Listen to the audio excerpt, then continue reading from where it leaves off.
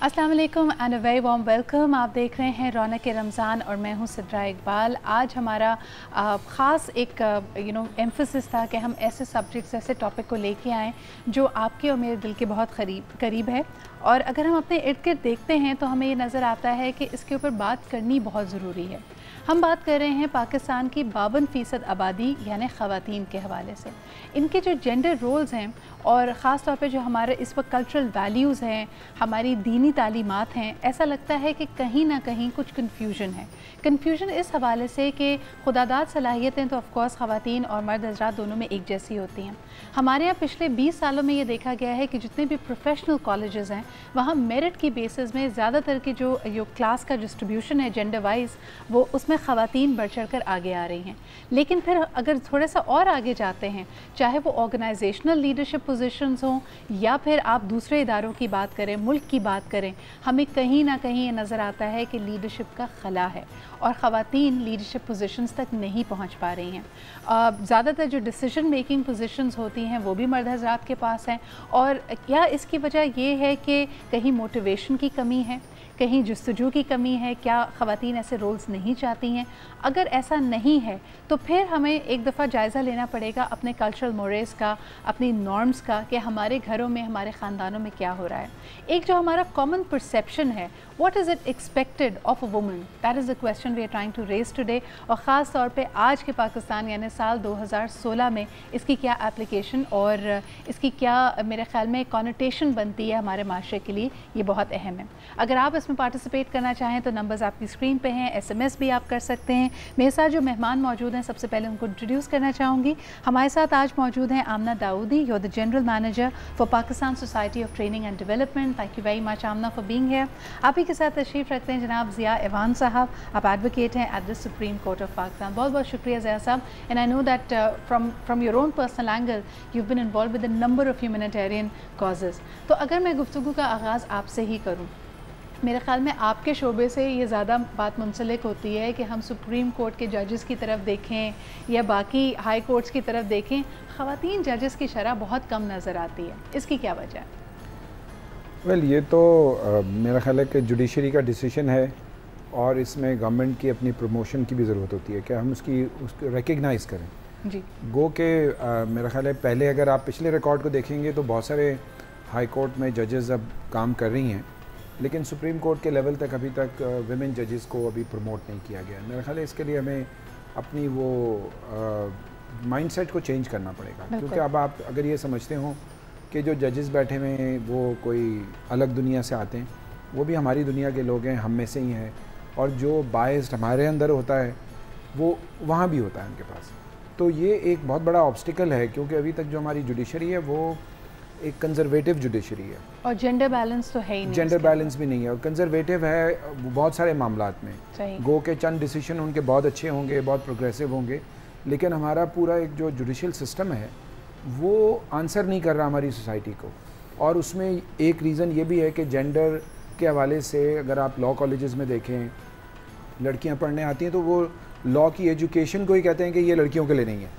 Even माँ बाप कह रहे होते हैं, लॉयर्स कह रहे होते हैं, वो उनके अपने अंदर की बातें हैं। वो सारा माइंडसेट जब तक चेंज नहीं होगा तो ये, हालांकि हमारे यहाँ इस वक्त विमेन में बहुत काबिल विमेन लॉयर्स भी हैं जो काम कर रही हैं, कोई अटॉर्नी जनरल के पैनल पे भी हैं, इंडिपेंडेंट काम भी करती हैं, एडवोकेट जनरल के पैनल्स पे भी हैं, बट वो एक रिकग्निशन की जो आप बात कर रहे हैं उसके लिए हमें बहुत एफर्ट करनी पड़ेगी। उसके लिए जो एक जेंडर का रोल है, उसके वो जो माइंडसेट है वो वाकई चेंज करना पड़ेगा जो आप बात कर रही हैं। और ये सिर्फ वहाँ नहीं है, मेरा ख्याल है पूरी सोसाइटी में है कि आपको बचपन से जिस तरह चीज़ें की, अब वो लॉ में क्यों मना करते हैं। जब मैं ज़िया साहब, अगर इसको हम दूसरे शोबों में भी देखें जहाँ पाकिस्तान ने बहुत तरक्की की है, यानी हमारे यहाँ मेरे ख्याल में 33% of are parliament comprises of women, और ये हमने बहुत सारे तरक्की याफ्ता ममालिक से पहले किया, लेकिन वो जो झलक नज़र आनी चाहिए, वो जो इंटीग्रेशन ख़वातीन की नज़र आनी चाहिए इस फैब्रिक में, वो अभी भी मिसिंग है। उसके ऊपर कॉन्सनट्रेटेड काम करना ज़रूरी है। I am not coming to you, corporates के साथ जब आप इंटरेक्ट करती हैं, विमेन इन लीडरशिप पोजीशंस, क्या वजह है कि एक फुकदान नज़र आता है सी क्लब में या एग्जीक्यूटिव क्लब में आज भी ख़वातीन बहुत कम हैं? I think you are absolutely right that if you were to look at percentages internationally and worldwide, we only see about 15 to 16% of the women at C-suite level. تو اس میں بیسک وجہ یہی ہے کہ I think women when they are going up the hierarchy they drop out and they are multiple reasons as to why that happens. One of the reasons is of course the balance, when you have to balance your home life as well as your work life. تو women find it difficult. اس میں اب like companies like local companies and international companies and especially in Pakistan like یونیلیورز and Engro, انہوں نے بہت کام کیا ہے, day care centres بنائے ہیں, so that doesn't happen and we do see a little shift happening, مگر we still have a long way to go where that is concerned. آپ کیا سمجھتے ہیں کہ خواتین جب پاکستان میں کام کر رہی ہیں ان کا مائنڈ سیٹ کیا ہے؟ یعنی آدمیوں کے کام کرنے یعنی مرد حضرات کے کام کرنے کا تو بالکل ڈفرینٹ ایک موقف ہے نا. انہوں نے گھر بھی چلانا ہے, انہوں نے ذمہ داریاں نبھانی ہیں, پھر ان کی progression is very very important, ان کا سکسیزفل ہونا ضروری ہے. خواتین اکثر ایک کمفرٹ بریکٹ میں رہنا چاہتی ہیں کہ جی کام کر رہی ہیں, ورکنگ ویمن ہیں, فائنینشلی انڈیپینڈنٹ بھی ہیں, لیکن وہ ایسپریشن, وہ ایمبیشن ہمیں نظر نہیں آتا. کیا یہ صحیح ہے اور is this also blanket statement? I think it's from personality to personality. آپ کے کتنا سپورٹ ہے گھر سے, what sort of environment you have. اگر آپ 2 decades ہی پیچھے چلے جائیں, if you look at our grandmothers, even for my mother as a matter of fact was a non-working woman. If I go back 20 years back or longer, I've always remembered myself as always working. So I think there's a shift in mindset. A lot depends on what you want to do, where you want to see yourself. اب تو ہم بہت ساری خواتین کو دیکھتے ہیں, they are entering and they are going into professional lives. Middle class families میں it is more or less a requirement that 2 people need to work to keep a similar economic status. لیکن اگر ہم معاشرے کی کہانیوں کی طرف دیکھیں, ایگزامپلس کی طرف دیکھیں, ضیاء صاحب where did we go wrong? Because Pakistan کی جو اسٹرگل ہے اس میں تو ہم دیکھتے ہیں کہ we had stalwarts like Rana Begum تھیں and Fatima Jinnah was there, اور اس کے بعد I think way before anybody could think of, مسلم امہ کی پہلی female prime minister is something that Pakistan was always proud of. آج خواتین پولیٹیکل سفیئر میں آئیں, کسی اور کام میں آئیں, تو کیا ہم تھوڑے سے ریگریسو بھی ہو گئے؟ دیکھیں بیسکلی یہ جو ایشو ہے نا, یہ ہمارے اسٹرکچر میں, پرابلم ہمارے اسٹرکچر میں ہے. جب تک وہ اسٹرکچر چینج نہیں ہوگا, وہ مائنڈ سیٹ چینج نہیں ہوگا, ہم اب بھی ایک فیوڈل ٹرائبل سوسائٹی میں رہتے ہیں جہاں پہ ریلیجن کو بھی اسی طرح انٹرپریٹ کیا جاتا ہے کہ جو ٹرائبل اور فیوڈل مینٹالٹی کو سپورٹ کرتا ہے. کہیں بھی آپ کو ایک جیسے جامع ازہر اگر آپ وہاں پہ انٹرپریٹیشن دیکھیں جو اسلام کی ہے, وہ پاکستان میں نہیں ہے. ابھی آپ کو 2 دن پہلے ہی جو ہے سینٹ کی کمیٹی نے کہا جی جو کاؤنسل آف اسلامک آئیڈیالوجی وہ اس کا ہونا نہیں چاہیے, کانسٹیٹیوشن میں بھی ہے کہ اس کو نہیں ہونا چاہیے, کیونکہ وہ ان لوگوں کو زیادہ فیول دے رہے ہیں کہ جو کہ نیگیٹو ہیں اور جو بائسڈ ہیں.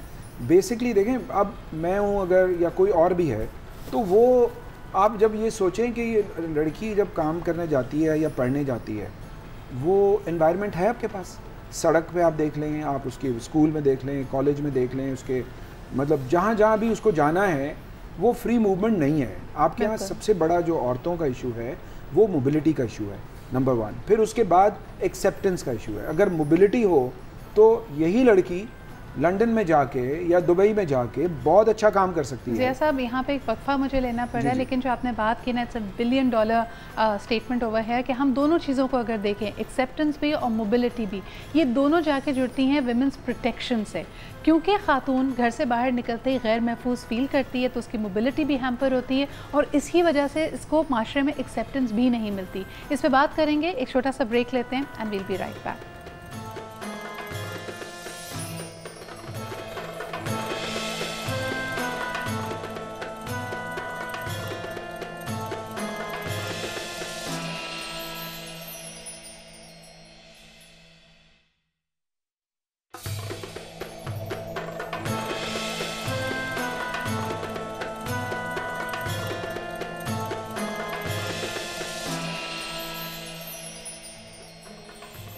Welcome back after the break. आप देख रहे हैं रौनक रमज़ान और एक बहुत अहम सब्जेक्ट जिसके मुख्तलिफ पहलुओं को हमने कई तरीक़ों से कवर करने की कोशिश की ड्यूरिंग दिस ट्रांसमिशन, लेकिन आज ख़ास तौर पर बात करेंगे ख़वातीन के हवाले से जो कि लीडरशिप रोल्स में अगर आना चाहती हैं।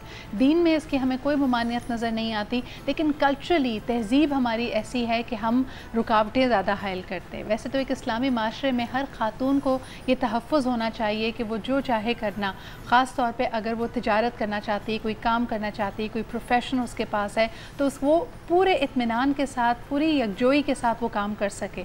लेकिन हमारे यहाँ हमें नज़र आता है कि उसकी एक्सेप्टेंस, एंड व्हेन आई से एक्सेप्टेंस, हम एक सोशल एक्सेप्टेंस की बात कर रहे हैं, हमें नज़र नहीं आ रही है। और ये छोटी छोटी चीज़ों से झलक कर हमारे सामने आती है। यानी अगर आप और मैं चाहें तो हम पेडेस्ट्रियंस के हमारे यहाँ हुकूक नहीं है, ख़वातीन कहीं चल कर नहीं जा सकती, हम पैदल चलना हमने ख़त्म कर दिया है।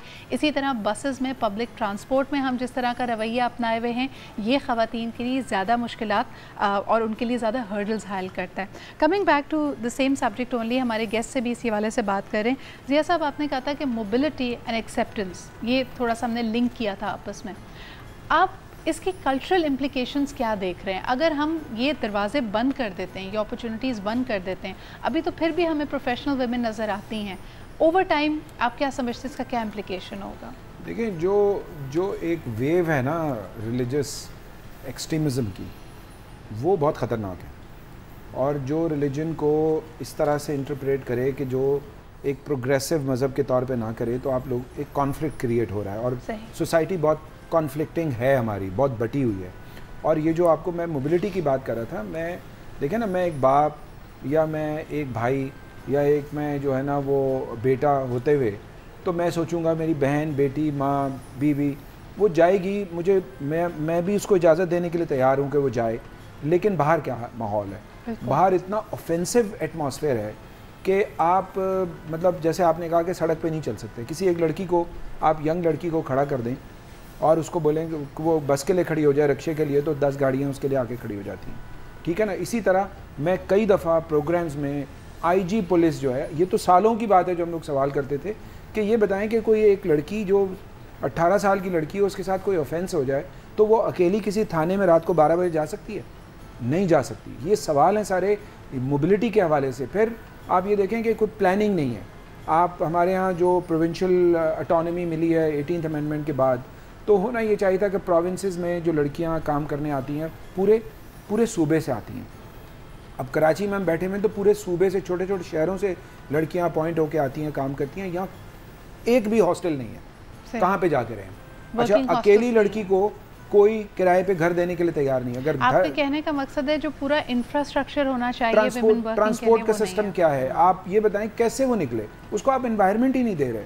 आप ऑफिस के अंदर भी ये इतने, मैंने एक जो बात, मुझे जिस बात का ज़्यादा अफसोस है कि फ़ैशन बन गया है कि आप जेंडर बेस्ड वायलेंस पे, जेंडर पे बात करें, तकरीरें करें, जाके असेंबली में बिल लेकर आएँ, लॉ पास करें, इम्प्लीमेंटेशन के लिए ना कोई पैसे हैं, ना कुछ आप करने के लिए तैयार हैं। फिर इंस्टीट्यूशन बन रहे हैं बहुत सारे, हरासमेंट पे, फलाने पे इंस्टीट्यूशन बन रहे हैं, वो बस एक दफ्तर बन जाता है, उसमें लोग अपॉइंट हो जाते हैं, फिर कंप्लेनों का इंतज़ार कर रहे होते हैं कि कंप्लेन कोई आएगी।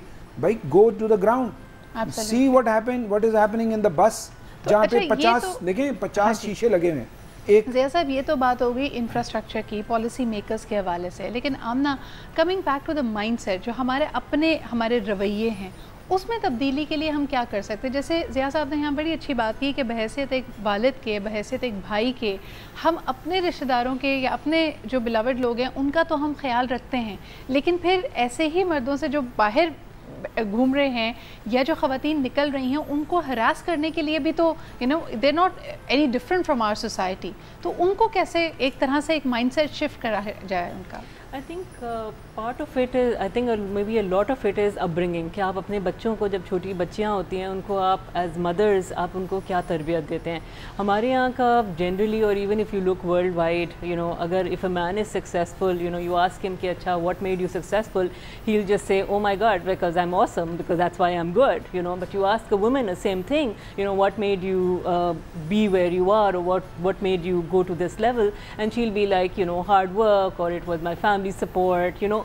We don't, I think, believe in ourselves, and I think that's really important that women, I think, bachpan se aap nurture karen unko give them the self confidence just like we give it to our boys. Why don't we give the same things to the girls, you know. bachchon ko you know, ek Sheryl Sandberg, who's the CEO of Facebook, usne bahut acha kaha tha that, you know, like bachchon ko we always think like girls are pretty, right, and men are just intelligent, you know. تو وہ ایک I think mindset کی بات ہے. ہم اپنے جو بچوں کو بچپن سے سکھائیں گے, you know, culturally, or I think any change which has to happen, it will take years, you know, and I think it has to be a concerted effort, not just a one time thing, and that needs to take place.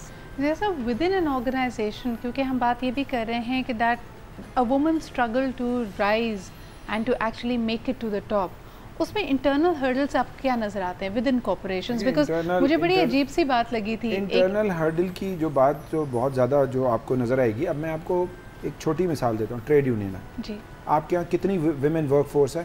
بھری ہوئی ہے اس وقت فیکٹریاں بھری ہوئی ہیں لڑکیوں سے جو کام کر رہی ہیں, عورتوں سے, لیکن جو ٹریڈ یونین میں کتنی ان کی لیڈرشپ ہے ہی نہیں.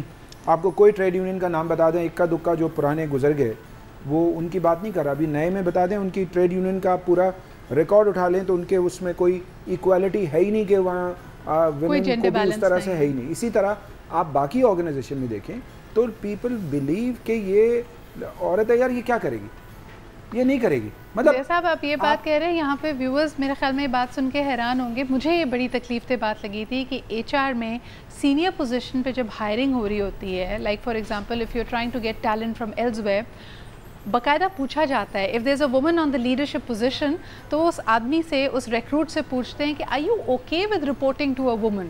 یہ بڑی عجیب سی بات ہے. خواتین سے کبھی نہیں پوچھتا کہ جی اگر میل باس ہے تو تمہیں برا تو نہیں لگے گا, یا تمہارا اس پہ کیا ریئیکشن ہے, لیکن مرد حضرات سے یہ پوچھا جاتا ہے کہ تمہاری باس ایک خاتون ہوگی, are you okay with that. I think that is a very alarming size. اس پہ بات کریں گے, اور یہ صرف پاکستان میں نہیں ہے, میں نے بہت سارے ممالک میں, ہمارے خطے میں یہ دیکھی ہے یہ پرابلم. ہم اس پہ بات کرتے ہیں ایک چھوٹے سے بریک کے بعد.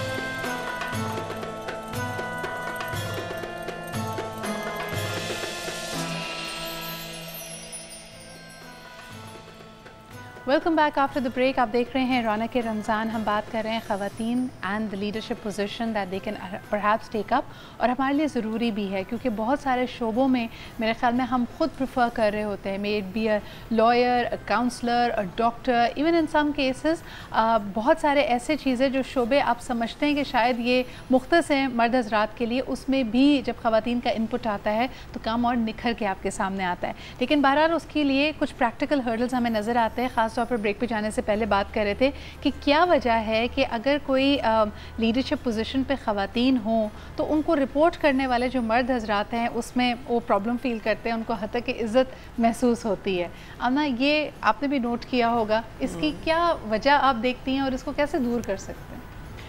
I think it's a tricky question. Personally بھی فیس کیا نا میں actually no, I report to a board of governors. My board primarily no, I was talking about people who report to you. Yeah, so people who report to me, I think I'm a very nice boss. I don't think they have any. Every boss thinks that, Amna. Every boss thinks that. جیسا آپ کیا کہیں گے, مرد حضرات کو کیوں problem ہوتی ہے کہ اگر باس ایک خاتون ہو؟ بتایا نا کہ ایک ایج جو شروع میں سوچا جاتا ہے, اور جو میرا خیال ہے آمنہ نے بات کی, اور آمنہ تو ماشاء اللہ she do a very good ایسی ورک, بیکاز ابھی انہوں نے ریسنٹلی مجھے ایک کانفرنس میں بلایا تھا, سو آئی واز امیزڈ ٹو سی کہ کوئی اراؤنڈ 400-500 ایچ آر پروفیشنلز, لڑکیاں بیٹھی ہوئی, ینگ لڑکیاں پوری اس سے کمپنیوں کی جو کام کر رہی ہیں بیٹھی ہوئی تھی. I was very happy to see that she has gathered everybody. اور ان کی لیڈرشپ کو ظاہر وہاں نظر آتی ہے جب آپ کو کام نظر آتا ہے. I actually wanted to speak to you about this. HR کی جب ہم بات کرتے ہیں, بہت سارے لوگ جو کریئر ایڈوائس لینا چاہتے ہیں, HR خواتین کے لیے best area of expertise, because it's about emotional intelligence. آپ کو you have to pick the right person for the right job, تو وہاں پہ بھی بڑا امپاورڈ فیل کرتی ہے, ٹریننگ بھی. لیکن سب سے اچھی بات of being in the HR department is کہ آپ کے ورک آورس بڑے فکسڈ ہوتے ہیں, 9 to 5 you can get up and come back at 5. Finance and marketing میں جو میں بات کرنا چاہ رہا تھا وہ یہ ہے کہ جو آمنہ نے بات کی مائنڈ سیٹ کی اور جو اپ برنگنگ کی, وہ میں اس کو اس طرح سے ایکسپلین کروں گا وہ کہ لڑکی جب پیدا ہوتی ہے اور لڑکا جب پیدا ہوتا ہے تو لڑکے کو شروع سے یہ کہا جاتا ہے کہ وہ کام کرے گا, کمائے گا, کھائے گا, اپنے آپ کو بنائے گا. تو آپ ان کی دیکھیں نا, جو پرائرٹیز ہوتی ہیں لڑکی اور لڑکے کی وہ الگ ہیں. لڑکے کی پرائرٹی جو ہے وہ کام ہے, بزنس ہے, اس کو پروفیشن کرنا ہے, اور چوتھی پانچویں پرائرٹی اس کی شادی ہے. اور لڑکی چاہے وہ میڈیکل کر رہی ہو, کوئی بہت بڑی یونیورسٹی میں MBA کر رہی ہو, اس کی فرسٹ پرائرٹی انہوں نے شادی رکھی ہوتی ہے. اور خدا نہ خواستہ اگر وہ شادی ٹوٹتی ہے تو وہ ختم ہو جاتی ہے, وہ کرچی کرچی ہو جاتی ہے. لیکن اگر مرد کی شادی ٹوٹتی ہے اس کو پرواہ نہیں ہوتی.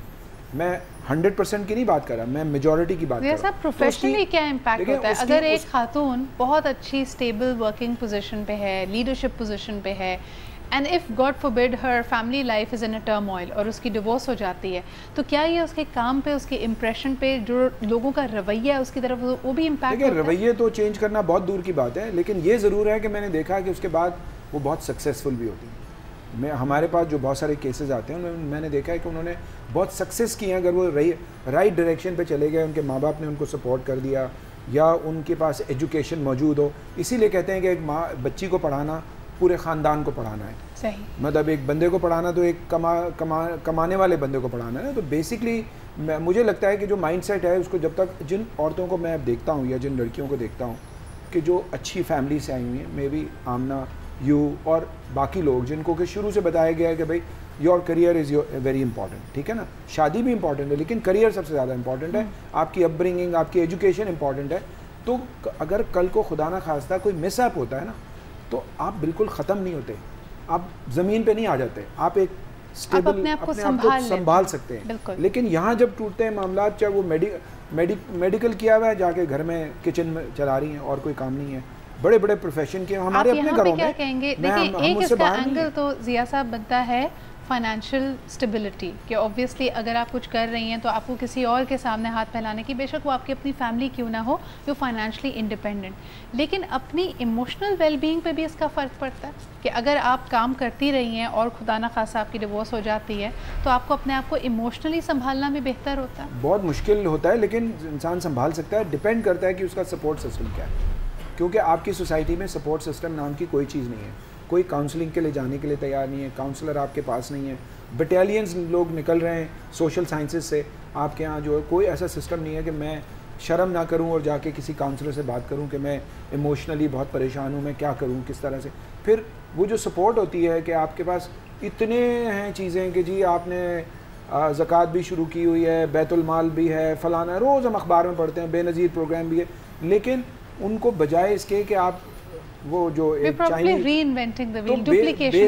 بیسک جو چیز مجھے نظر آتی ہے کہ وہ ایک تو مائنڈ سیٹ ہے کہ آپ نے لڑکی کو کیسے ڈیولپ کرنا ہے اور اس کو کیسے راستہ دینا ہے. پھر دوسرا باہر کا انوائرمنٹ, آپ کا یہ آفینسو انوائرمنٹ جب تک ختم نہیں ہوگا, لوگ اپنی بچیوں کو اسکول بھیجنے میں, کالج بھیجنے میں, کام پہ بھیجنے میں وہ بہت ریلکٹنس دینا فیل کریں. اگر میں آپ کے پاس آؤں, جو میں نے کویسچن ضیاء صاحب سے کیا تھا, آپ کے ایکسپیرینس میں آپ کیا دیکھتے ہیں کہ God forbid if there is a personal life میں سیٹ بیک, تو ایک گھر بیٹھی خاتون اس سے کس طرح ڈیل کرتی ہے, ویئراز ایک ورکنگ وومن کے لیے اس کو ڈیل کرنے کا طریقہ کیا ہوتا ہے؟ آئی تھنک زمین آسمان کا فرق ہوگا. یو نو جو گھر بیٹھی ہے, I think that was her whole world. اگر خدا نخواستہ if that breaks up there is nothing left for her. You know whereas for a working woman, you know, that's the solace, or you know, a point where she can go to, and that's the outlet where she can work, and that gives the comfort zone, and that something which she can feel proud of, you know, ki ye mera hai, just she can take ownership of this, excel, do well, put in a lot of hard work, and get to where she wants to be. I mean, sky is the limit, there is nothing holding her back. Right. So I think that the you know, ek distraction bhi aa jati hai, so you don't dwell on your own areas and emotions a lot. and positivity, you know, that you feel good about yourself. So the self confidence, you know, jo I think itna bada traumatized event ho, to usme phir I think a lot of you know, when you are shattered from inside, تو I think that would give you a lot of comfort. لیکن رویوں کی جہاں ہم بات کر رہے تھے، ایک جو انفارچونیٹ بات ہے کہ ہمارے معاشرے میں ہم آہستہ آہستہ ایک ریگریسو سوچ کی طرف یہ جا رہے ہیں کہ جو خواتین گھر سے باہر ہیں اور کام کرتی ہیں ان کو اس نگاہ سے دیکھا جاتا ہے کہ شاید یہ کسی مجبوری کے تحت گھر سے نکلی ہوئی ہیں، اور یہ رویوں کو بڑا تبدیل کر دیتا ہے ان کی طرف. بری بھی ہیں، بری بھی ہیں شاید. یہ بھی اب آپ دیکھیں نا ہاسپٹل میں جاتے ہیں تو ہر ایک کہہ رہا ہوتا ہے سسٹر سسٹر، لیکن اس کے جا کے اسے بات کریں تو وہ بولے گا کہ یہ جو ہے نا یہ جس پروفیشن میں اس کا کیا. لوگوں کے جو ڈبل سٹینڈرڈ ہیں، لوگ اپنے کاموں کے لیے تو سب کچھ کرنے کے لیے تیار ہوتے ہیں، لیکن لوگوں کی سوچ بدلنے کی ضرورت ہے کہ ہمیں اس معاشرے کو مل کے بنانا ہے. اور جب تک دیکھیں جو آپ نے شروع کیا تھا نا انٹرو، اور آپ نے کچھ نام لیے تھے، وہ نام بہت بڑے ہیں، ان کی بہت عزت ہے، I am not saying that, لیکن یہ بہت بڑی بڑی فیملی سے آئے ہوئے لوگ ہیں. باقی آپ پولیٹیکل پارٹی میں دیکھ لیں کہاں یہ جو آپ نے 33% کی بات کی ہے، یہ بھی رشتہ داروں میں بڑھ گئی ہیں نا چیزیں. تو اگر رشتہ داروں میں چلی گئی ہیں تو وہ جو ایک نیوکلس نکل کے آنا تھا لیڈرشپ کا. ضیاء صاحب ود آل ڈیو ریسپیکٹ، اس میں کوئی جینڈر بائس نہیں ہے. میرے خیال میں وہ جس ڈیفیسٹ کی آپ بات کر رہے ہیں اس میں تو مرد حضرات بھی اور ویمن بھی. ہمارے یہاں موروثی سیاست ایک ریالٹی ہے. ہمارے یہاں گراس روٹ سے لیڈرشپ نکل کے نہ مردوں کی آ رہی ہے نہ خواتین کی آ رہی ہے، اور جب تک یہ چینج نہیں آئے گا we will keep saying the same problems. اور وہ آپ الگ سے پروگرام کرنا کبھی کہ یہ کیوں نہیں آ رہی. اس کا ایک بہت بڑا ریزن میں صرف 2 لفظوں میں کہوں گا کہ ضیاء الحق کے زمانے میں جو انہوں نے کہا کہ جو پالیٹکس جو ہے وہ اسٹوڈنٹس کا اسٹوڈنٹ یونین بین کی، ٹریڈ یونین کو بین کیا، اس کے بعد سے آپ کے پاس لیڈرشپ نہیں آ رہی ہے. اب جو ہے بڑے بڑے ٹائکونز کے بیٹے وہ اسمبلی میں جاتے ہیں، ٹائکون کی بیٹیاں جو ہے نا وہ اسمبلی میں جاتی ہیں، ان کے پاس پیسے ہیں، انڈسٹریلسٹ جاتے ہیں. اب کوئی اسٹوڈنٹ لیڈر نکل کے جاوید ہاشمی یا باقی لوگ جو ہے نا وہ شفیع نقی جامی یا اس طرح کے لوگ کبھی جانے کا راستہ ان کو نہیں ملے گا. اب تو بڑے بڑے جو دیٹ از ایٹ پار، یعنی جو اس میں کہا گیا اس میں خواتین اور مرد حضرات کی تفریق نہیں ہوتی. لیکن coming back to the spirit of Ramadan as well, because یہ آخری عشرہ ہے، تو ہم ضرور یہاں پہ یہ بات کرنا چاہیں گے کہ خواتین کی لیڈرشپ پوزیشن میں ہونے سے شاید یہ بیلنس بھی، spiritual balance also comes into our lives and especially our corporate lives as well. آپ نہ کوئی فرق دیکھتی ہیں ان آرگنائزیشنس میں جہاں پہ جینڈر بیلنس بہتر ہے as compare to environments where it's probably male dominated? لوگ صاف ستھرے کپڑے پہننا شروع کر دیتے ہیں. آپ کو سیڑھیاں صاف نظر آتی ہیں، آپ کو اس آفس کی اپروچ صاف نظر آئے گی، ڈیسک صاف ہونا شروع ہو جاتی ہے. رمضان میں جنرلی یہ کانسیپٹ ہوتا ہے اسپیشلی کارپوریٹس کا کہ اچھا اب لیٹ بیک ہے تو let's catch up on you know the previous work جو نہیں ہوا ہوا، تو let's sort of you know do the planning and all the execution and all that. But I don't know, I think pretty much ویسا ہی رہتا ہے، صرف shorter work hours. be a woman leader اور a male leader، میں یہاں پہ یہ ضرور پوچھنا چاہوں گی کہ رمضان میں جو لوگ کہتے ہیں کہ بھائی 1 مہینے تک گو سلو آیا ہوا ہے in our corporate environment، کتنی پلاننگ ہو پاتی ہے؟ نا خالی پیٹ پلاننگ کرنا بہت مشکل ہے. I think plans زیادہ بنتے ہیں before, but in reality I think very little is executed. ویسے ہی رہتے ہیں. میں بھی یہی کہوں گا کہ پلاننگ وغیرہ تو کیا وہ لوگوں نے طاری کیا ہوتا ہے اپنے اوپر روزہ بھی. اور میرے نزدیک صرف روزہ یہ نہیں ہے کہ آپ جو ہے نا فاسٹنگ کر رہے ہو، آپ کی آنکھوں کا، آپ کی زبان کا، آپ کی جو غیبتیں کر رہے ہوتے ہیں، غلط چیزیں بیچ رہے ہوتے ہیں، ملاوٹ کر رہے ہوتے ہیں، جھوٹ بول رہے ہوتے ہیں، تو ان سب کا روزہ ہونا چاہیے. روزے کا مطلب صرف بھوکا رہنا نہیں ہے اور لوگوں کو کاٹنا. بات کریں تو لوگ کاٹنے کو آ رہے ہوتے ہیں کہ بھائی روزہ ہے بات مت کرو، چلے جاؤ. دکاندار ہے تو وہ آپ کو مطلب یہ this is all I think it's not an attitude which Islam provides. Zia صاحب it was a pleasure talking to you، اور آپ ہمیشہ بہت اہم باتیں کرتے ہیں جن کی کرنے کی ضرورت ہے. ابھی آپ نے جو کہا اس کو ہم نے پہلے اپنے پروگرام میں ڈسکس کیا تھا، جس میں ایک میم بھی، فیس بک میم بھی تھی کہ بیچارے پورے جسم میں وہ پیٹ کہتا ہے صرف میرا ہی روزہ ہے، ورنہ ہاتھ کو بھی کھلی چھٹی ہے، زبان کو بھی کھلی چھٹی ہے. تو یہ میرے خیال میں اب آخری کچھ روزے رہ گئے ہیں، اب اگر ہم اپنی اصلاح کر لیں تو بہتر ہوگا. تھینک یو سو مچ آمنہ، بہت بہت شکریہ ضیاء صاحب فار بینگ ہیئر. اور اب بڑھتے ہیں ایک بریک کی طرف. بریک کے بعد واپس آئیں گے تو ہمارا جو سبجیکٹ ہے، یعنی تھوڑی سی بات ہم of course women in leadership positions کے حوالے سے بھی کریں گے، اور جو ہمارا larger subject of desires and wishes ہیں، یعنی خواہشیں جو ہمیں کہیں کا نہیں چھوڑتی. ہر خواہش ایسی کہ اس پہ ہمارا دم نکلنے لگتا ہے، لیکن مشکل یہ ہے کہ دل معصوم سی خواہش کرتا ہے، اس کو پورا کرنے کے چکر میں ہماری شامت آ جاتی ہے. اس پہ بات کرتے ہیں ایک چھوٹے سے بریک کے بعد. اسٹے ود اس.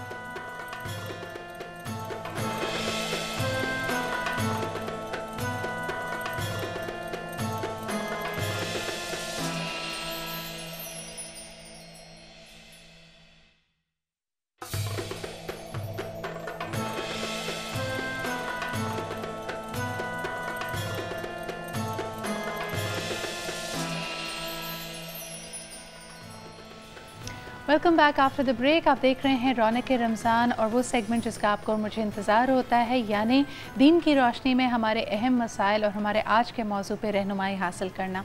हम बात कर रहे थे थोड़ी देर पहले ख्वाहिशों के हवाले से, क्योंकि कहीं ना कहीं हम सब के दिल में ख्वाहिश होती है कि हम फलाह पाएँ, कामयाबी पाएँ, दुनिया में तरक्की करें। लेकिन इसके अलावा ये महीना जब हमें अल्लाह ताला से, दीन से और हमारी स्पिरिचुअल बीइंग से कनेक्ट करने का मौका देता है, तो हमारे दिल में और ख्वाहिशें भी उजागर होती हैं। हम ज़्यादा से ज़्यादा अल्लाह ताला से नेकियां कमाना चाहते हैं, अल्लाह ताला की रहमत चाहते हैं। इसके अलावा यकीनन अल्लाह ताला से इस्तिग़फ़ार भी करते हैं ऐसी ख़ताओं पे, ऐसे गुनाहों पे जिनको हम अपने अंदर से तब्दील करना चाहते हैं, बुरी आदतें हैं जिनको छोड़ना चाहते हैं। अब पूरा का पूरा रमज़ान यानी बहुत जल्दी से गुजरा है, तकरीबन हमारे पास आखिरी कुछ दिन ही बचे हैं। तो एक तरह से जहाँ हमने बाकी सब चीज़ों की बात करते हैं, अपने आप को भी एक नज़र हम अपने आप पे भी डालें कि किस हद तक हम अपने गोल्स तय और जो हमने अपने लिए एक एम्बिशन बनाया था, एक ऑब्जेक्टिव रखा था, उसके कितने करीब आए हैं। और ये जो ख्वाहिशें हैं वो क्या सिर्फ दुनिया की हद तक ही महदूद हैं, या फिर जो हम अपनी आखिरत कमाने की भी बात करते हैं उस पर हम कितना पूरा उतरें। एक इसका पहलू ऑफ कोर्स ये भी निकलता है कि अल्लाह ताला के दीन को और उनकी कही हुई बातों को हम कितना समझ पाए हैं। अहकामात को सिर्फ इसलिए मानते हैं क्योंकि हमें बता दिया गया है, या उसकी लॉजिक और अल्लाह ताला की हमारे लिए जो मोहब्बत है हम उसको भी समझ पाए हैं या नहीं। यानी ये जाता है फ़हमुल कुरान के हवाले से भी। और आज ख़ास तौर पे बात करना चाहेंगे क्योंकि हमने ये देखा कि पाकिस्तान भर में तरावी का भी एहतमाम होता है, शबीने का भी एहतमाम होता है। तरावी के बाद हमने ये देखा है कि लोग उसको तर्जुमे और तफसीर से भी समझने की कोशिश करते हैं। तो किस हद तक हम इस कोशिश में कामयाब हो पाए हैं? क्या इसकी वजह से, क्योंकि अल्लाह ताला के कलाम को जब हमने समझ लिया है, जब उसकी तफसीर, उसकी गहराई में हम गए हैं, तो क्या उसके बाद हमारे अंदर कोई तब्दीली आई है? क्या हमारी ख्वाहिशें कुछ तब्दील हुई हैं? जो हमारी आरजुएँ, तमन्नाएँ सिर्फ शायद दुनियावी चीज़ों की हद तक महदूद थीं कि अच्छा घर, अच्छे मलबूसात, ज़्यादा पैसा, ज़्यादा शोहरत, या इसके अलावा भी कोई तमन्ना हमारे दिल में उजागर हुई है? क्या हम अल्लाह ताला की मखलूक की खिदमत करना चाहते हैं? क्या हम अपने माशरे में एक सुधार, एक बेहतरी लाना चाहते हैं? ये सब वो चीज़ें हैं जो अल्लाह ताला का क़ुर्ब हासिल करके, उनके कलाम को और ख़ास तौर पे कुरान हकीम को समझ कर हमारे दिल में उजागर हो सकता है। इस पर हम यकीनन बात करेंगे। आप इस गुफ्तगू में हमारे साथ हो सकते हैं, हमें कॉल कीजिएगा। नंबर्स आपके सामने हैं। हमारे आज के पैनल में मौजूद हैं मुफ्ती शाहिद मदनी साहब और ऑफ कोर्स असगर शहीदी साहब, अल्लामा असगर शहीदी साहब भी मौजूद हैं। इनसे हम गुफ्तगू का आगाज़ करेंगे, लेकिन इस वक्त हमें एक ब्रेक की तरफ बढ़ना पड़ रहा है क्योंकि थोड़ी ही देर में लाहौर में अज़ान मगरिब का वक्त हुआ चाहता है। हमें अपनी दुआओं में याद रखिए। एक वक्फा लेते हैं and will be right back.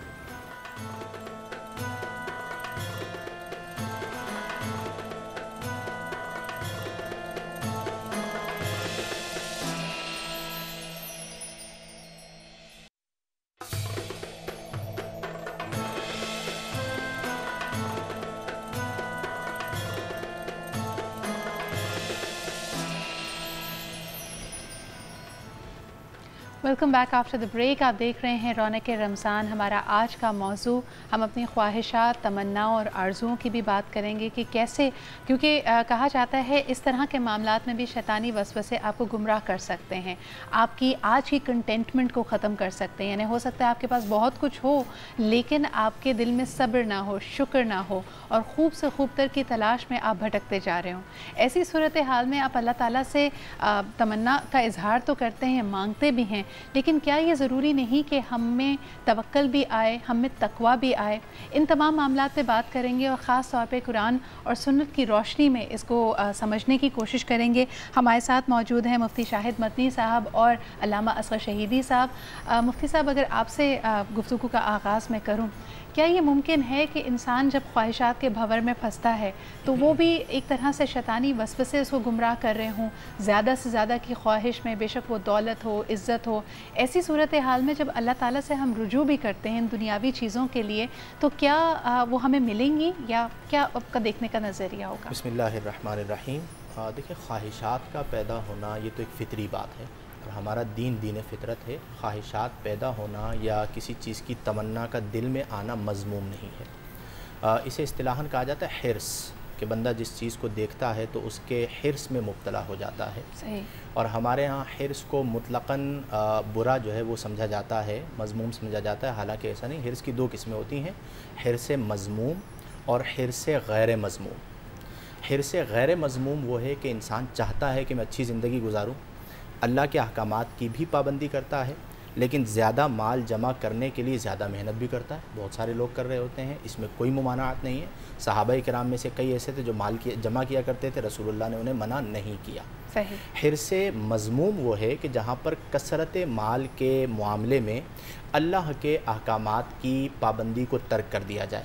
بس مال جمع کرنا ہے، چاہے وہ حرام طریقے سے آ رہا ہے، کرپشن سے آ رہا ہے، یتیموں کا مال غصب کیا جا رہا ہے، تاوان لیا جا رہا ہے وغیرہ، وہ حرص مذموم ہے. اور اس کی مذمت میں اسے طول عمل کہا جاتا ہے کہ نبی کریم صلی اللہ علیہ وسلم نے فرمایا کہ انسان کی ہر چیز بوڑھی ہو جاتی ہے لیکن اس کی امید بوڑھی نہیں ہوتی. یعنی وہ بوڑھا ہو کر بھی تمنا کر رہا ہوتا ہے کہ کچھ سال اور جی لوں، وہ بوڑھا ہو کر بھی تمنا کر رہا ہوتا ہے کہ کچھ مال اور جمع کر لوں. حضرت علی رضی اللہ عنہ کے بارے میں آتا ہے کہ آپ فرماتے ہیں کہ میں تم پر دو چیزوں کا خوف کرتا ہوں. ایک طویل امیدیں، دوسرا خواہشات نفسانی کی پیروی. کہا طویل امیدیں تمہیں آخرت سے غافل کر دیتی ہیں. آپ دیکھیں جس کی لمبی لمبی امیدیں ہوتی ہیں اس کو فکر ہی نہیں ہوتی آخرت کی، وہ 10 جو سال ہوگا کا 20 دیکھا سال جائے کا گا. پلان بنا رہا ہوتا ہے. اور خواہشات کی جو پیروی ہے یہ تمہیں حق سے دور کر دیتی ہے. اس لیے ہمیں چاہیے کہ ٹھیک ہے امید رکھیں، اچھی رکھیں، خواہشات رکھیں، اچھی رکھیں، لیکن اس کو دیکھیں اگر آپ یہ کہیں کہ طویل امیدیں اور خواہشات تو وہ تو ختم ہوتی نہیں ہے نا. وہ غالباً بہادر شاہ ظفر نے ہمارے لیے ہی کہا تھا کہ لگتا نہیں ہے دل میرا اجڑے دیار میں، کس کی بنی ہے عالم ناپائیدار میں. آگے چل کے کہتے ہیں دن زندگی کے مانگ کے لائے تھے 4 دن، 2 آرزو میں کٹ گئے 2 انتظار میں. دن زندگی کے ختم ہوئے، شام ہو گئی، پھیلا کے پاؤں سوئیں گے کنجے مزار میں. کتنا ہے بد نصیب ظفر دفن کے لیے، 2 گز زمیں بھی مل نہ سکی کوئے یار میں. تو امیدیں تو ختم نہیں ہوتی. نبی کریم نے خود ارشاد فرمایا کہ پوری سونے کی وادی دے دو تو تمنا کرے گا ایک اور وادی مل جائے، ایک اور وادی دے دی جائے ابن آدم کو تو پھر وہ تمنا کرے گا ایک اور وادی مل جائے. ابن آدم کے پیٹ کو، اور ایک حدیث میں آیا اس کے منہ کو قبر کی مٹی کے سوائے کوئی چیز نہیں بھر سکتی. تو ہمیں چاہیے کہ ہم اپنے معاملات کا محاسبہ کریں، حرص مذموم کا ارتکاب نہ ہو. ہاں اگر کوئی طبعی طور پر کسی اچھی چیز کی خواہش کرتا ہے، اسے حاصل کرنے کے لیے کوشش کرتا ہے، وہ ہم میں سے اکثر لوگ کر رہے ہوتے ہیں، کر سکتے ہیں. بہت سارے چیریٹیبل انیشیٹیوز ہیں، ہسپتال ہیں، سکولز ہیں، وہ ہو سکتا ہے ان کی بہت ہی ہمبل ایک بگننگ ہوتی ہے، لیکن پھر وہ بھی خواہش کرتے ہیں کہ یہ زیادہ بڑا ہو جائے اور اس سے زیادہ لوگ مستفید ہوں، تو اس میں کوئی میرے خیال میں ممانعت نہیں ہے. لیکن علامہ صاحب آپ سے ایک سوال کرنا چاہوں گی، پھر ہمیں بریک پہ بھی جانا ہے. تو یہاں اگر ہم دیکھیں تو خواہشات کی ہم پیروی بھی کرتے ہیں اور اس کے ٹھیکیدار آپ کو جگہ جگہ گلی گلی محلے میں مل جائیں گے. ہر دیوار پہ ہمارے یہاں چوکنگ ہوئی ہوئی ہے کہ ہر تمنا پوری ہوگی، محبوب آپ کے قدموں میں ہوگا، آئیے اور قرآن و سنت اور حدیث سے، یعنی بڑے بڑے دعوے لوگ کر رہے ہوتے ہیں کہ اس کے ذریعے آپ کو حل نکال کے دیا جائے گا. کیا کہیں گے آپ؟ دیکھیں اچھا انہوں نے انٹرو دیا میرے بھائی نے. بات یہ ہے کہ جابر بن عبداللہ انصاری خواہشات کی دنیا کی اور ٹھنڈی ٹھنڈی سانسیں لے رہے تھے. تو حضرت علی ابن ابی طالب نے پوچھا ہے جابر کیوں خواہشات کرتے ہو، کیوں ٹھنڈی ٹھنڈی سانسیں لیتے ہو، اس دنیا کے لیے لیتے ہو؟ تمہیں پتہ ہے کہ دنیا کا دار و مدار کتنی چیزوں پر ہے؟ بولا آپ بتائیے کتنی چیزوں پر ہے؟ بولا 7 چیزوں پر ہے دنیا کا دار و مدار. بولا 7 چیزوں پر ہے؟ بولا جی 7 چیزوں پر ہے. بولا ایک تو سونگنے کی چیز ہے، ایک مشروبات ہے، ایک لباس ہے، ایک لذت نکاح ہے، ایک سواری ہے، خوشبو ہے. تمہیں پتہ ہے ان کی حقیقت کیا ہے جابر؟ بولا مولا آپ ہی بتائیے اس کی حقیقت کیا ہے. تو آپ فرماتے ہیں کہ کھانے کی سب سے اچھی چیز شہد ہے جو مکھی کا لعاب ہے، پہننے کا سب سے اچھا لباس ہے، جو لباس جو ہے کیڑے کا وہ بھی لعاب ہے. پھر آپ فرماتے ہیں کہ لذت نکاح، دنیا عورت کی جس چیز کو اچھی نگاہ سے دیکھتی وہ اس کے جسم میں سب سے گندی ہے. پھر آپ کہتے ہیں کہ مثال کے طور پہ خوشبو، سونگنے کی چیز، وہ ایک جانور کی ناف کا سوکھا ہوا خون ہے. پھر وہ بتاتے ہیں کہ سننے کی سب سے اچھی چیز گانا ہے جو انتہائی بڑا گناہ ہے. پھر فرماتے ہیں کہ رسول خدا فرماتے ہیں کہ اگر گانا سننے کی حالت میں تیری موت واقع ہو گئی تو تیری بخشش نہیں ہے. اے جابر تو ان وجہوں پہ، ان دار و مدار جن کا زندگی پر ہے ساتھ، تو اس کی وجہ سے خواہش کرتا ہے اور ٹھنڈی ٹھنڈی سانسیں لیتا ہے. اس کے بعد جابر کہتے ہیں میں نے کبھی خواہش اور ٹھنڈی سانس نہیں لی. بہت اچھا نوٹ ہے اور میرے خیال میں اچھی نصیحت ہے لوگوں کے لیے. لیکن ایک وقفے کی طرف ہم بڑھتے ہیں. تھوڑی ہی دیر میں کراچی میں بھی اذان مغرب کا وقت ہوا چاہتا ہے. اس بریک کے بعد واپس آئیں گے اور اس گفتگو کو آگے بڑھائیں گے. ہمارے ساتھ ہی رہیے.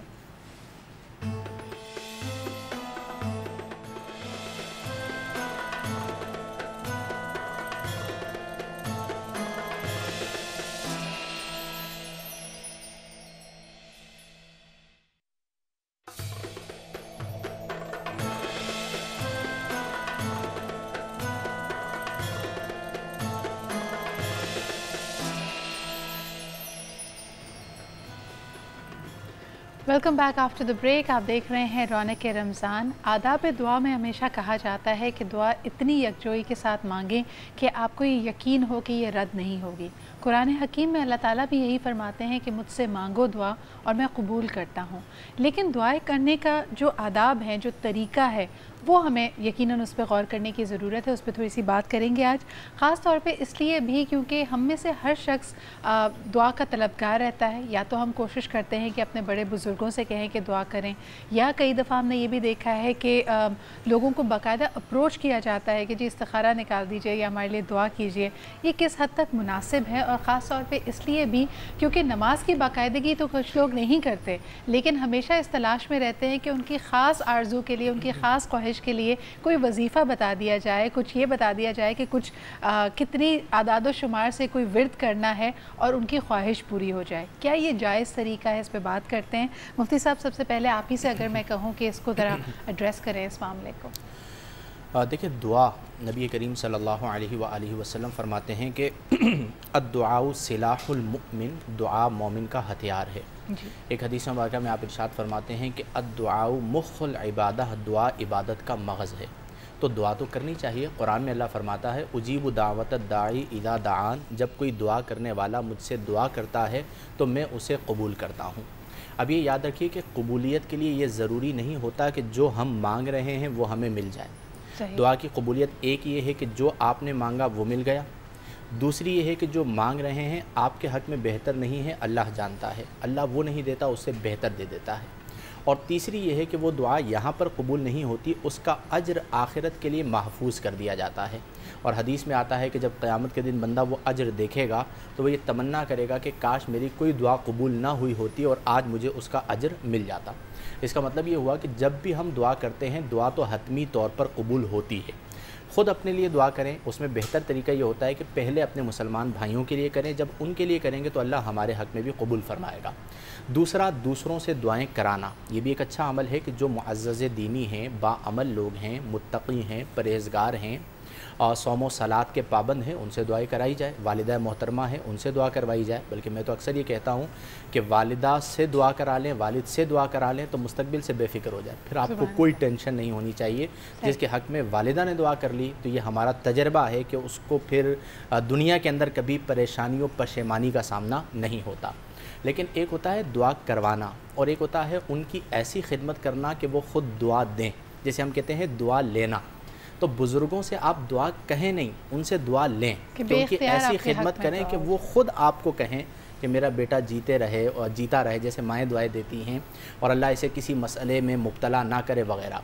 तो इसलिए इसमें कोई मुज़ायक़ा नहीं है। जहाँ तक वजीफ़ा है तो वजीफ़ा भी एक अल्लाह तबारक व तआला का सिफ़ाती या ज़ाती नाम होता है। उसे पढ़कर दुआ की जाए वो भी अल्लाह कबूल करता है। दुरूद पाक के हवाले से आया है कि दुरूद हतमी तौर पर कबूल होता है, तो पहले दुरूद पढ़ लें, बाद में दुरूद पढ़ लें, बीच में दुआ मांग लें, क्योंकि अल्लाह की रहमत से ये वईद है कि वो पहले और बाद में तो कबूल कर ले, बीच से छोड़ दे। तो बीच में दुआ है और पहले और बाद में दुरूद है तो यकीनन दुआ भी कबूल होगी। तो इन तमाम चीज़ों को पेश नज़र रखते हुए हमें दुआ करनी चाहिए। इसमें और तफसील हम फिर कभी डिस्कस कर लेंगे कि क्या औक़ात हैं दुआ के और क्या मकामात हैं दुआ के। बाज़ औक़ात औक़ात भी बहुत अहम होते हैं, बाज़ औक़ात मकामात यानी जिन जगहों पर, जैसे मकाम इब्राहीम है, सफ़ा मरवा है, मुज़दलिफ़ा है, मिना है, अरफ़ा है, रोज़ा रसूल सल्लल्लाहु अलैहि वसल्लम है, जन्नतुल बक़ी है, जन्नतुल माला है। इसी तरह मज़ारात औलिया किराम रहिमहुमुल्लाह हैं। ये वो जगह हैं कि जहाँ पर अल्लाह की रहमत उतर रही होती है, तो वहाँ पर दुआ की जाए तो अल्लाह कबूल फरमाता है। लेकिन इसका ये मतलब नहीं कि घर पे कबूल नहीं करता, वो भी आप कर सकते हैं। लेकिन आपने जो यहाँ पे बात की मज़ारात औलिया के हवाले से, कई लोग इसको यानी काफ़ी मायूब भी समझते हैं। लोग कहते हैं कि जी वहाँ जाके सिर्फ फातिहा पढ़नी चाहिए, दुआएं मांगना मज़ारात में, लोग इसको कभी दफ़ा कन्फ्यूजन भी क्रिएट करते हैं। दुआएं अल्लाह से मांगना जी, इनके ज़रिए मांगना, इस पर कोई इख्तिलाफ़ नहीं है। कुरान में अल्लाह फरमाता है वमन युअज़्ज़िम शाइरल्लाहि फ़इन्नहा मिन तक़वल क़ुलूब, कि जो अल्लाह के शाइर की ताज़ीम करता है वो दिलों के तक़वा से है। तो अगर कोई यूँ दुआ करता है कि मौला करीम ये तेरे नेक बंदे हैं, इनके वसीले से मुझ पर अपना करम फरमा, तो इस पर आई थिंक किसी को इख्तिलाफ़ नहीं है। चंद जाहिल लोग होते हैं जो वहाँ पर जाके जाहिलाना मन्नतें करते हैं, तो उसका तो हम खुद भी इनकार करते हैं कि ये तरीक़ाकार दुरुस्त नहीं है। मज़ार पर हाज़िरी जब भी दें, कब्र से 4 हाथ के फ़ासले पर खड़े हो जाए, फ़ातिहा ख़ानी करें اس کا تمام ثواب نبی کریم صلی اللہ علیہ وسلم سے لے کر تمام اولیاء تک ایصال ثواب کریں، اور پھر اللہ سے دعا کریں کہ مولا میں تیرا گنہگار بندہ ہوں لیکن تیرے محبوب کے در پر آیا ہوں، ان کے وسیلے سے دعا کر۔ یہ وہی بات ہے جسے قرآن میں اللہ نے فرمایا کہ وَلَوْ أَنَّهُمْ إِذْ ظَلَمُوا أَنفُسَهُمْ جَاءُوكَ، کہ جب لوگ اپنی جانوں پر ظلم کر بیٹھیں، جَاءُوكَ محبوب آپ کے دربار میں آ جائیں، فاستغفر اللہ پھر اللہ سے بخشش طلب کریں، واستغفر لهم الرسول اور میرے رسول بھی ان کی سفارش کر دیں، تو لوجد اللہ تواب الرحیمہ، وہ اللہ تعالیٰ کو ضرور توبہ قبول کرنے والا اور رحم کرنے والا پائیں گے۔ سبحان اللہ۔ ہمارے ساتھ ایک کالر بھی ہیں، ان سے بات کر لیتے ہیں۔ ہیلو جی، السلام علیکم۔ السلام علیکم۔ وعلیکم السلام جی، کون صاحبہ اور کہاں سے بات کر رہی ہیں؟ میں کنول بات کر رہی ہوں کراچی سے۔ جی کنول، کیا کہنا چاہیں گے؟ مجھے آپ کے پروگرام کی ایک تو میں تعریف کروں گی بہت، ماشاء اللہ بہت اچھا پروگرام ہے آپ کا، بہت شکریہ۔ یہ ہے کہ مفتی صاحب آئے ہوئے ہیں تو مجھے ان سے یہ سوال کرنا ہے کہ میرا بھائی بیٹھا ہوا ہے اعتکاف میں، تو وہ اگر گھر پہ کوئی ضروری کام سے کانٹیکٹ کرنا چاہے موبائل سے تو وہ کر سکتے ہیں مسجد میں بیٹھ کے؟ ٹھیک ہے جی، بہت شکریہ آپ کے سوال کا، اس کا جواب آپ آن ایئر سن سکتی ہیں۔ جی مفتی صاحب، ضرورتاً موبائل پر رابطہ کیا جا سکتا ہے، بلا ضرورت استعمال نہ کریں۔ اس پر غالباً ہم نے اعتکاف کے حوالے سے بھی بات کی تھی کہ اعتکاف مسجد سے نکلنے سے ٹوٹتا ہے، مسجد میں رہتے ہوئے گھر والوں سے بات کرنے سے اعتکاف نہیں ٹوٹتا۔ تو بعض اوقات کسی کی طبیعت خراب ہو جاتی ہے، عیادت کرنی ہے کال پہ، بالکل آپ کر سکتے ہیں۔ امی بعض اوقات پریشان ہوتی ہے، میں بات کرنا چاہ رہی ہوں، بات کر لیتی ہیں، تو اس میں شرعاً کوئی قباحت نہیں ہے، لیکن اس شرط کے ساتھ کہ ایک ایک گھنٹے کے پیکج کر کے وضو خانے پہ بیٹھ کے کہیں اور گپے مارتے رہنا یہ بہت برا کام ہے، ضرورتاً کر سکتے ہیں۔ بالکل صحیح کہہ رہے ہیں مفتی صاحب، بلکہ اس دفعہ تو میرے خیال میں خاص طور پہ کراچی کے بہت سارے علاقوں میں بہت طویل عرصے تک کے لیے میرے خیال میں بجلی بھی نہیں ہے اور بہت زیادہ پریشانی کا سامنا کر رہے ہیں وہ حضرات جو اعتکاف میں بیٹھے ہیں، تو اللہ تعالیٰ ان کی مشکل کو آسان کرے۔ اچھا، اس میں ایک اور چیز ذکر کر دوں کہ اعتکاف والے یہ سوال بہت پوچھ رہے ہیں کہ گرمی ہے تو کیا ہم غسل کر سکتے ہیں، لائٹ بھی نہیں ہے، تو چونکہ غسل خانے جو ہوتے ہیں وہ مسجد کی حدود میں ہوتے ہیں، تو غسل مباح یا غسل مستحب، جیسے گرمی بہت زیادہ لگ رہی ہے، روزہ بھی لگ رہا ہے، اب وہ پسینے میں پڑے رہیں یا جا کے غسل کر لیں تو ان کے لیے رخصت ہے، وہ بالکل کر سکتے ہیں، شرعاً کوئی قباحت اور کوئی مذائقہ نہیں ہے، لیکن مسجد سے نہیں نکل سکتے، مسجد سے نہیں نکل سکتے بلا ضرورت۔ اصغر شہیدی صاحب، جو ہم بات یہاں پہ پہلے کر رہے تھے تمناؤں کے حوالے سے، اور وہ میرے خیال میں بیچ میں ہی رہ گئی تھی، تو جو اس طرح کے پرومسز لوگ کرتے ہیں کہ دیکھیں دعا کی قبولیت تو اللہ تعالیٰ کے کا کام ہے، لیکن جو لوگ گارنٹیڈ اس طرح بات کر رہے ہوتے کہ جی یہ وظیفہ کر لیں، ہم آپ کا کام کروا دیں گے، یہ ساری چیزوں میں پڑھنا جائز ہے؟ دیکھیں میں آپ کو ایک بات بتاؤں، جو گارنٹی کسی چیز سے گارنٹی صرف وہ دے سکتے ہیں جن کے لیے کائنات خلق کی، انما یرید اللہ لزبہم عنہم الرجس وعلی البیت یطہرکم تطہیرا یقول اسلکم اجرکم الی المودۃ فی القربہ، وہ لوگ گارنٹی دے سکتے ہیں، اہل بیت گارنٹی، ہر آدمی گارنٹی دینے کی بات نہیں ہے۔ ہر آدمی عالم بنا ہوا ہے، جس سے بات کرو کہتا ہے میں سب جانتا ہوں، یہ پہن لو یہ ہو جائے گا، یہ تعویذ پہن لو یہ ہو جائے گا، انگوٹھی پہن لو یہ ہو جائے گا، پیچھے مڑا میں مسکرا، میں نے کہا پہلے اپنا بھلا تو آپ کر لیں، اپنا آپ سے بھلا ہوتا نہیں، آپ مخلوق خدا کا بھلا۔ دعا کے لیے جو ایک بات ہے، دعا کے لیے میں ایک بات کہہ دوں کہ دعا کا جو طریقہ کار ہے، جیسے میرے بھائی نے بتایا، دعا کے لیے سب سے پہلے یہ ہے کہ خدا کی حمد و ثنا کی جائے، درود بھیجا جائے، محمد اور اس کی آل میں درود بھیجا جائے، اور اس کے بعد اپنے گناہوں کی معافی مانگی جائے۔ گناہوں کی معافی مانگنے کے بعد آپ خدا سے دعا کریں، اور نہیں میں سمجھتا کہ دعا قبول نہ ہو۔ پھر رسول خدا صلی اللہ علیہ وسلم یہ بھی فرماتے ہیں، ایک روایت یہ بھی کہ پہلے 40 مومنین کے لیے دعا کرو، اس کے بعد اپنے لیے دعا کرو۔ پھر مولا متقین علیہ وسلم فرماتے ہیں کہ جب بھی نماز پڑھو 3 دعائیں ضرور کیا کرو۔ پوچھا مولا وہ 3 دعائیں کون سی ہیں؟ بولا ایک تو جنت تک رسائی، ایک جہنم کی آگ سے بچنے کے لیے، اور ایک حوریں طلب کیا کرو۔ تو کہنے لگے مولا یہ تینوں دعائیں کرنا لازمی ہے؟ بولا تینوں دعائیں کرنا لازمی ہے، جب تم یہ تینوں دعائیں کرتے ہو اور حوروں کو طلب نہیں کرتے، جب تم نماز پڑھتے تو حوریں تمہارے حلقہ بنا کے بیٹھ جاتی ہیں تمہارے چاروں طرف، اور جب تم ان کی ڈیمانڈ نہیں کرتے تو وہ مایوس ہو کے یہاں سے چلی جاتی ہیں کہ پروردگار یہ کیسا آدمی ہے۔ ایک کالر بھی ہمارے ساتھ موجود ہے، ان کی بات سن لیتے ہیں۔ ہیلو جی، السلام علیکم۔ وعلیکم السلام۔ جی مفتی صاحب سے یہ معلوم کرنے کہ دعا کی قبولیت کے لیے کس طرح دعا مانگنی چاہیے؟ جی ہم اس کو تفصیلاً دوبارہ بتا دیتے ہیں۔ بہت بہت شکریہ آپ کے کال کرنے کا۔ اس کو میرے خیال میں سرسری طور پہ تو ہم نے اس پہ بات کی تھی، تفصیلاً اس پہ بات کرتے، ایک چھوٹا سا بریک لے لیتے ہیں، and we'll be right back.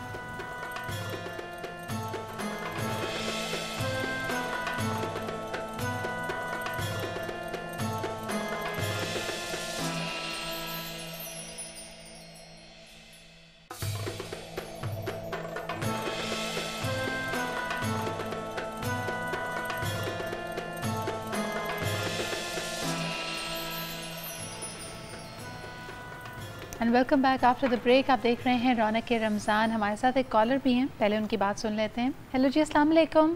वालेकुम अस्सलाम, कैसी हैं आप? जी बिल्कुल ठीक ठाक। कौन साहिबा बात कर रही हैं? यास्मीन बात कर रही हूँ कराची से। जी यास्मीन, क्या कहना चाहेंगी? हाँ, मुझे सलाम करना है मुफ्ती साहब को। वालेकुम अस्सलाम। और आपके माशाल्लाह से प्रोग्राम सारे बहुत अच्छे होते हैं। बहुत शुक्रिया। और मुझे सवाल ये पूछना है कि जैसे कि एतिकाफ में मैं भी बैठी थी एक मरतबा, ठीक है, तो तबीयत ख़राब होने की बिना पे मेरा एक रोज़ा छूट गया था। तो पूरा मेरा एतिकाफ माशाल्लाह से सही हुआ था, एक रोज़ा रह गया था। उसको मैं रोज़े को किस तरह पूरा करूं? तफसील से दीजिएगा जवाब। क्या एतिकाफ आपका रोज़ा कौन से रोज़े में, जैसे अगर आपने कितने रोज़ का एतिकाफ किया था? 10 दिन का एतिकाफ किया था। और आपका कौन सा रोज़ा छूटा था? बीच में एक रोज़ा छूटा था, मुझे बुखार हो गया था। अच्छा तो इस जी, वजह से नहीं रख सकी मैं। तो मुझे एतिकाफ किस तरह से करना होगा, रोज़ा किस तरह से रखना यानी होगा, अब इसकी कज़ा कैसे होगी और इसके हवाले से हम बात करते हैं। आप इसका जवाब ऑन एयर सुन लीजिए। बहुत बहुत शुक्रिया आपके कॉल करने का मुफ्ती साहब। जहाँ तक मुझे याद रहता है, हमने जब एहतिकाफ़ का सब्जेक्ट कवर किया था, आपने कहा कि रोज़ा टूट गया तो एहतिकाफ़ भी टूट जाता है। तो बहन का सवाल है, बीच में इन्होंने एक रोज़ा छोड़ा है, तो देखिए जिस दिन इनका रोज़ा टूटा, एतिकाफ़ ऑटोमेटिकली टूट गया और उसके बाद के दिनों का भी एतिकाफ़ नहीं हो सकता। अब ये एक एतिकाफ़ की क़ज़ा करेंगी। अगर माह रमज़ानुल मुबारक अभी बाकी है, करना चाहें तो एक दिन ये एतिकाफ़ में बैठ जाएं, रोज़े की एतिकाफ़ की नीयत कर ले रोज़े के साथ, और इफ़्तार तक इनके उस एतिकाफ़ की क़ज़ा हो जाएगी। लेकिन अब अगर ये सुन्नती एतिकाफ़ को कंटिन्यू करना चाहें तो वो नहीं कर सकती। उसके लिए 10 दिन होना शर्त है। दरमियान में एक दिन भी हटा तो वो सुन्नत एतिकाफ़ ना रहा। अब नफली 3 दिन का बैठना चाहें तो एक अलग मामला है। एक दिन रोज़ा रखें और फिर उसके साथ एतिकाफ़ में उसी तरह मस्जिद बैत जो घर का हिस्सा था जहाँ पर ये एतिकाफ़ में बैठी थी वहीं पर बैठ जाएं, और अगले दिन मगरिब में जो गुरूब आफ्ताब होता है उसके साथ उठ जाएं। अगर रमज़ान में कर लें तो रोज़े वैसे ही चल रहे हैं, एतिकाफ़ करना पड़ेगा। और अगर रमज़ान के बाद ये करना चाहें तो फिर उसमें इन्हें नफली रोज़ा रखना होगा, और उसी तरह रात में ये एतिकाफ़ में बैठ जाएँ और अगले दिन गुरूब आफ्ताब पर ये एतिकाफ़ से उठ जाएँ तो इनके एतिकाफ़ की क़ज़ा हो जाएगी। इसके साथ साथ तौबा भी इन पे लाजिम होगी। रात के वक्त आपने कहा कि एक दिन जैसे आप मगरिब के वक्त से लेके अगले रोज़ मगरिब तक, ठीक है। जैसे हम एतिकाफ़ में जब बैठते हैं तो इसी वक्त बैठते हैं। बिल्कुल। एक और कॉलर हमारे साथ हैं, उनसे बात करते हैं। हेलो जी, अस्सलाम वालेकुम। हेलो, आई थिंक कॉल नहीं ट्रांसफ़र हो पा रही। मुफ्ती साहब, यहाँ जो दूसरा पहले से सवाल हुआ था दुआ के हवाले से, उसका थोड़ा अगर तफसीलन जवाब देखिए, सबसे पहले दुआ का बहुत आसान तरीका कार है। सबसे पहले तो ये याद रखें कि जब हम दुआ करते हैं तो दुआ में जो हमारी हथेलियाँ हैं इनका क़िबला जो है वो आसमान होता है। तो जब भी दुआ करें तो कोशिश ये करें कि हमारी हथेलियाँ जानिब आसमान हों, और सुन्नत ये है कि हमारी हथेलियाँ हमारी सीने की सीध में हों, यानी जो इस वक्त मेरी पोजीशन है ये सही तरीक़ाकार है कि आप यूँ दुआ करें। और बाज़ औक़ात नबी करीम सल्लल्लाहु अलैहि वसल्लम ने अपने दोनों हाथों को बुलंद करके भी दुआ फरमाई है। तो इसमें दूसरा तरीका ये है कि कंधों तक हों। बाज़ तरीक़ाकार ख़ास मौक़े पर सर से बुलंद करके नबी करीम सल्लल्लाहु अलैहि वसल्लम ने दुआ की है, जैसे बाज़ औक़ात हम देख रहे होते हैं मक्कातुल मुकर्रमा में लोग कर रहे होते हैं। यूँ दुआ करें, सबसे पहले अल्लाह की हम्द बयान करें, उसके बाद अपने गुनाहों का इजहार करें कि मौला मैं गुनाहगार हूँ, तेरी बारगाह में रुजू करता हूँ, तू करीम है मुआफ़ फरमा।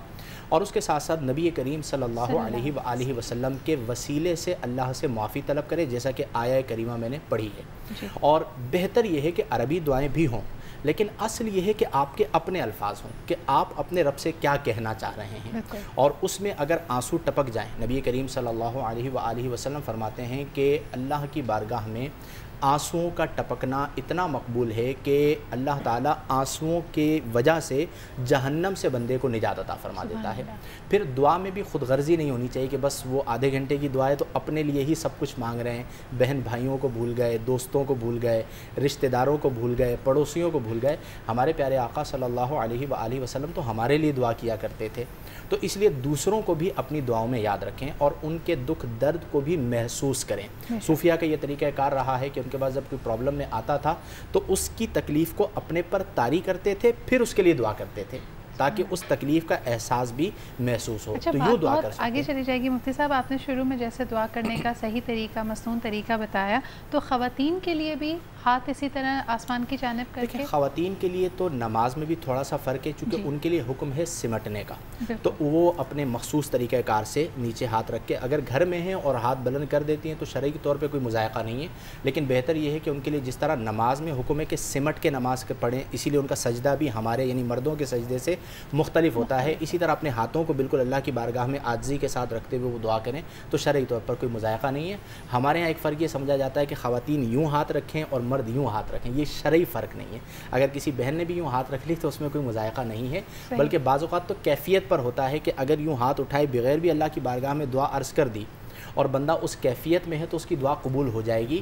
قبولیت دعا مشروط نہیں ہے ہاتھ اٹھانے کے ساتھ, لیکن اٹھائیں تو مسنون طریقہ یہ ہے. جی بالکل.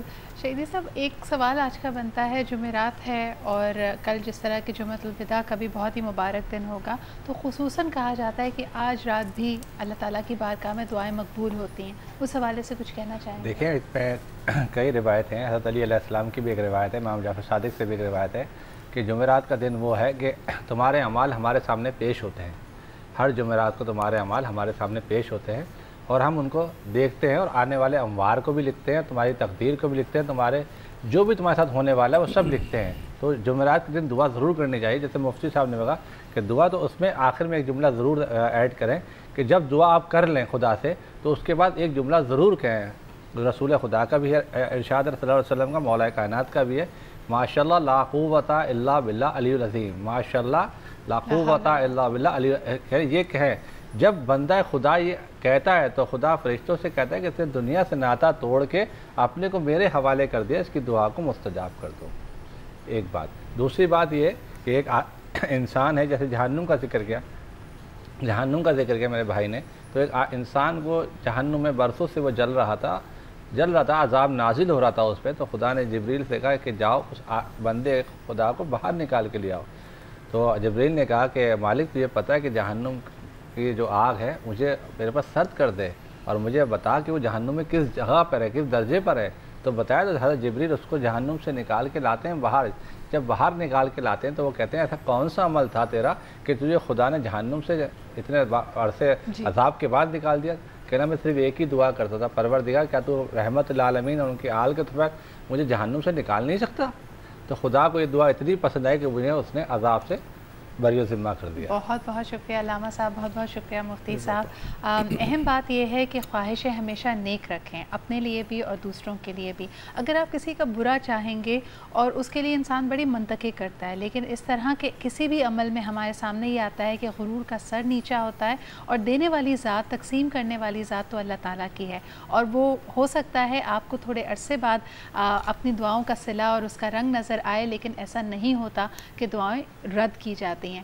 بس دعاؤں میں یہ بھی حال اپنے خیال میں ایک جملہ ہمیشہ ہمیں ایڈ کرنا چاہیے, جیسے بڑے بزرگ ہمیشہ کہتے ہیں کہ اللہ ہمیں وہ دے جو ہمارے حق میں سب سے بہتر ہے. کئی دفعہ کسی بھی چیز کی آرزو یا تمنا ہمیں بلائنڈ کر دیتی ہے, ہمارا دل چاہتا ہے کہ وہ فوری طور پہ ہمارے قبضے میں یا ہمارے پاس چیز آ جائے, لیکن شاید وہ آپ کے حق میں بہتر نہ ہو. اسی امید کے ساتھ کہ آپ سے کل دوبارہ ملاقات ہوگی, مجھے اور میری پوری ٹیم کو اپنی دعاؤں میں یاد رکھیے گا. انشاءاللہ تعالیٰ کل آپ سے ملیں گے شام 6 بجے. تب تک اپنا خیال رکھیے. خدا حافظ.